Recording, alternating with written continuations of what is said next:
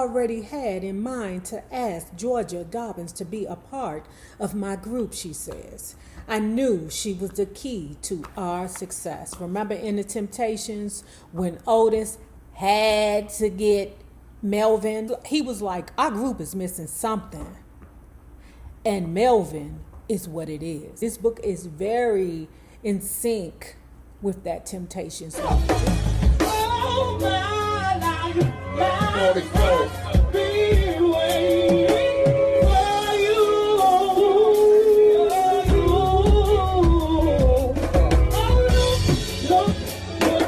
Look how you do.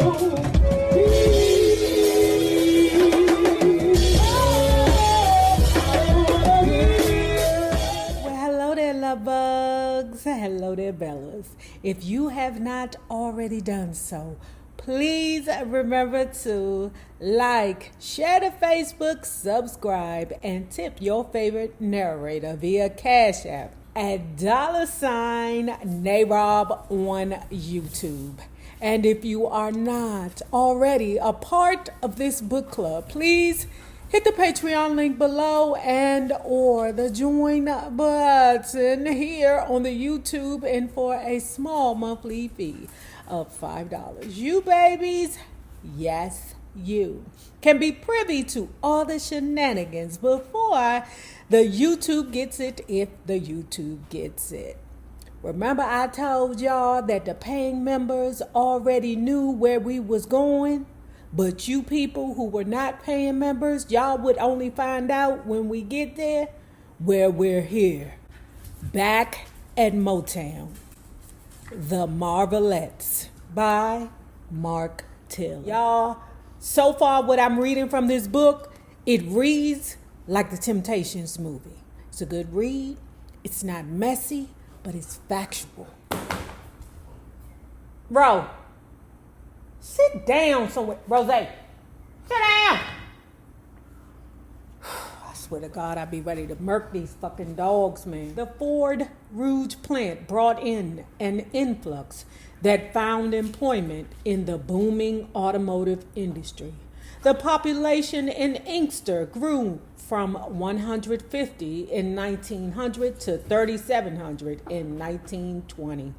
By 1924, African Americans began to migrate to Inkster in large numbers. It has been argued that the transformation of Inkster from a village to a city can be traced to the early 1960s achievements of 5 teenage residents of this obscure town: Katherine Anderson, Juanita Cowart, Gladys Horton, Georgeanna Tillman, and Wanda Young, better known as the Marvelettes, Motown Records' first successful girl group. Marvelettes founder Gladys Katherine Horton, alto lead, was born May 30th, 1945, the original Memorial Day, in Gainesville, Florida, to parents of West Indies heritage. At 9 months, she was given up for adoption.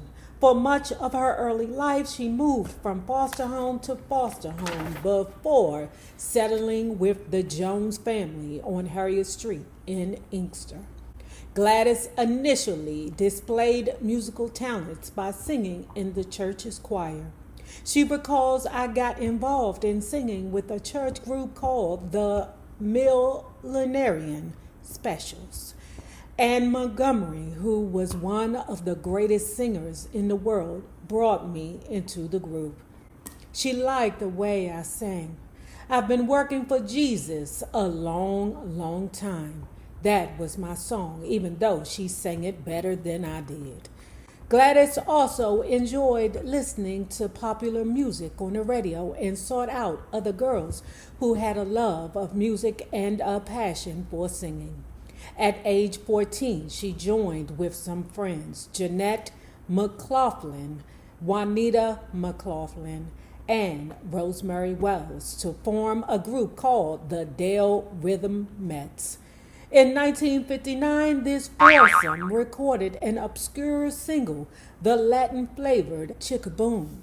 If this is the song that I think it is, I remember Desi Arnaz singing it on the I Love Lucy show, and it was chick, chicky, boom, chick, chicky, boom, chick, chicky, boom. I don't know if that's the same song, but that would be cute for some young girls to sing. The song was released on JVB Records, a small independent label in Detroit run by Hastings Street record store owner Joe Von Battle. Outside of local airplay, nothing came of it, and the Dell Rhythmats soon disbanded. Rosemary did everything, recalls Gladys. We recorded Chicka Boom at Joe's record shop. Rosemary got in touch with Joe and set up the date. I was just a background singer, and I went along with it because everyone said it was such a good song. We got there. We recorded the song. They gave us a whole box of records. They played it once or twice on the radio, and that was that. It was a good song. Von Battle got into singing himself later. He later heard about me being at Motown and that I recorded there. I don't think Motown ever knew about me doing that song. It's something that comes with your youth. If no one asks you anything, you just don't say it. Hell, that's life. That's the best thing. Niggas do it all the time. It's called evasion. It's called strategic evasion. You lied to me. No, I didn't. I just ain't tell you. I don't ever think Motown ever knew about me doing that song. It's something that comes with your youth. If no one asks you anything, you just don't say it. No one asked me if I had recorded anything before, and I just forgot about it. The short-lived career of the Dell Rhythmats did not deter Gladys' musical aspirations. Upon entering Inkster High School in 1960, she immediately joined the school chorus, headed by Romeo Phillips. A native of Chicago, Romeo Eldridge Phillips was a trumpet player who earned Bachelor of Music and Master of Music degrees in theory from the Chicago Musical College. Mr. Romeo Phillips planted the seeds of harmony in all his music students, says Gladys. His patience is something I'll never forget. He worked hard at giving us the gift of music. One of the major events at Inkster High School was the annual talent show held in the spring. Gladys had begun attending these shows before she was enrolled at the school. When the announcement went out for the 1961 contest, she went to work auditioning members from the Glee Club to form a group. Gladys selected Katherine Anderson, second soprano, Juanita Cowart, bottom alto, and Georgeanna Tillman, first alto, each of whom was a year ahead of her in school and who lived approximately 5 blocks away. She recalls, I heard on the loudspeaker about the talent show and said, well, I'm going to get some girls. I reacted immediately, not having been a part of a group. I approached Georgina and she brought Juanita and Katherine along. I didn't really know them too well. I really didn't know Georgina too well either. Or is it Georgiana, y'all?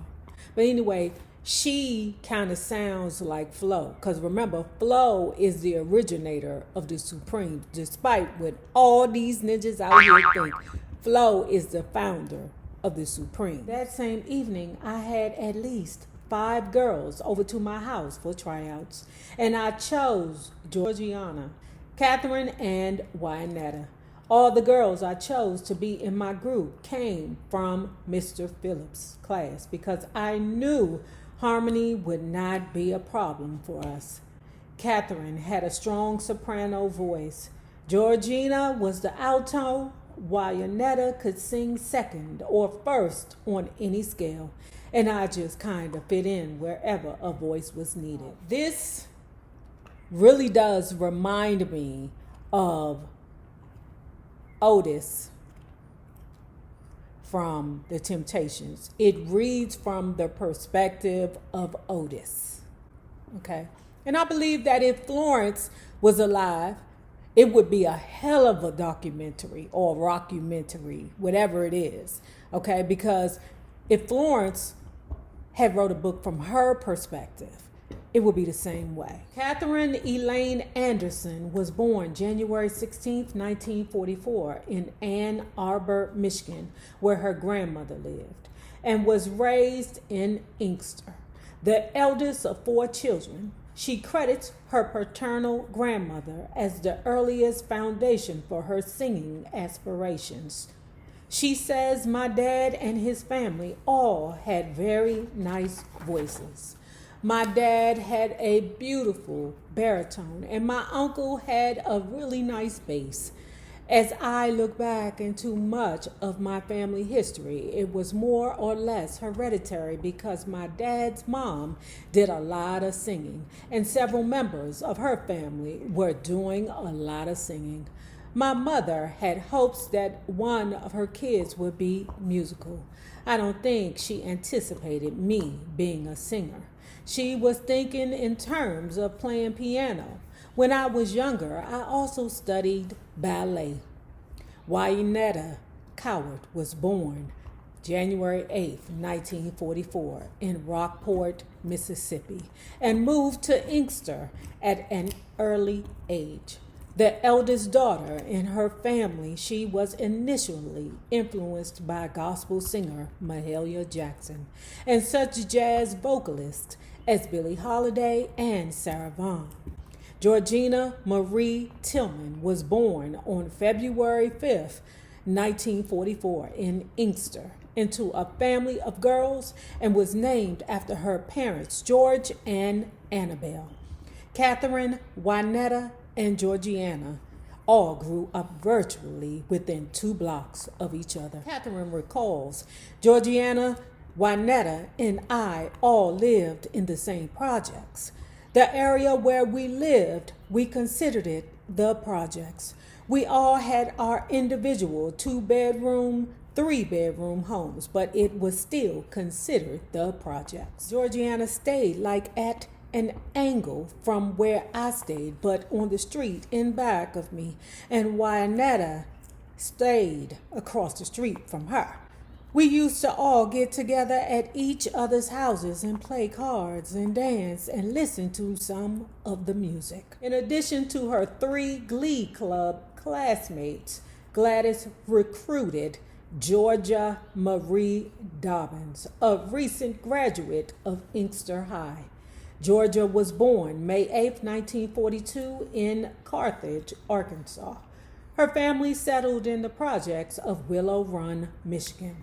4 years later, after a series of homes was established there for World War II veterans, her father fought in the Philippines. She started singing at age 5 and was initially influenced by Ruth Brown, Etta James, and Sarah Vaughan. A childhood friend at this time was future singer-songwriter Nicholas Ashford, with whom she sang at Willow Run Baptist Church. As a teenager, Georgia began singing doo-wop and fronted several local groups in nearby. Oh, wait a minute. Yeah, listen. What the hell? It's spelled YPSILANTI. I'm sure y'all gonna put down in the comments how I should pronounce it. Not worried at all, because that's what you ninjas do. Y'all love to correct me. In addition to being a vocalist, she was also a trombonist in the marching band. She recalls, I was the lead singer of a group called the Teen Toppers and then the Shamrocks. We were just singing for fun. I used to sing up at some of the clubs in Ypsilanti. There were some little community centers where they had little parties and sock hops. They measured your waist to determine how many pennies you'd have to pay to get in. I was the lead singer. There was Barbara Willis, Rosalind Willis, Cecil Anderson, and myself. 4 of us.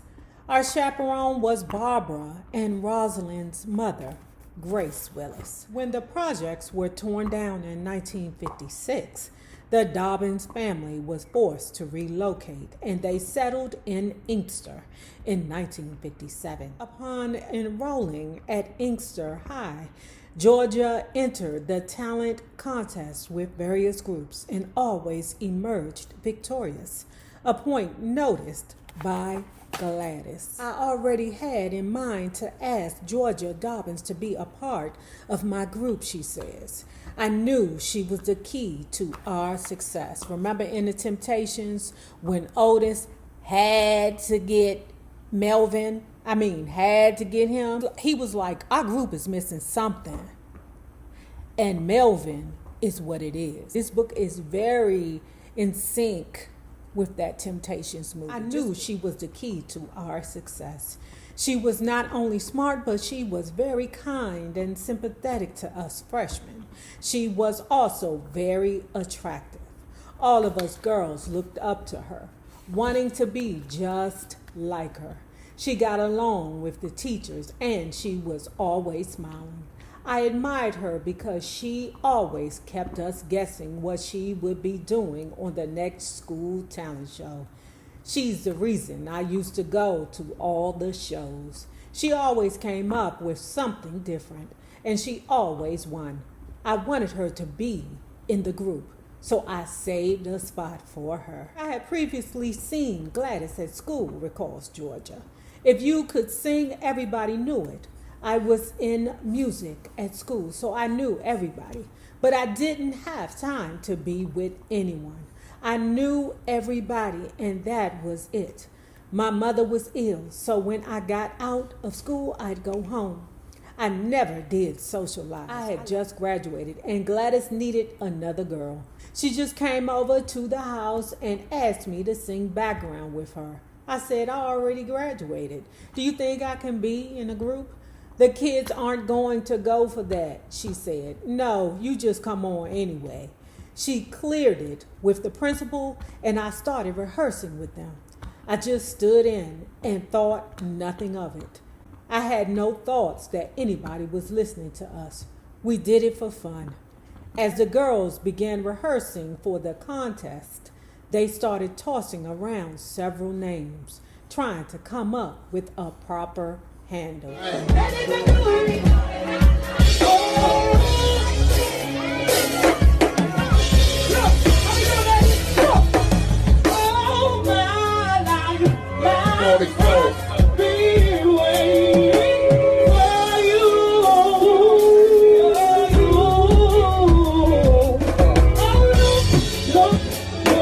No, how you